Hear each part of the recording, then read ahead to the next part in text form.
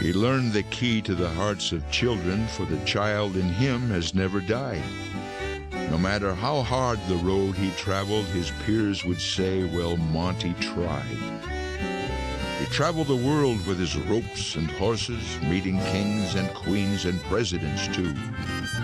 The Tournament of Roses never really got started until Monty, Montana passed by in review. Rodeos, movies, TV screens. Monty's been riding and roping for 70 years.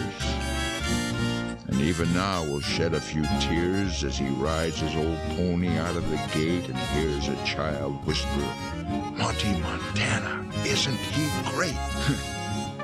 Then the years fall away, and it's all been worthwhile when you know that you live in the heart of a child.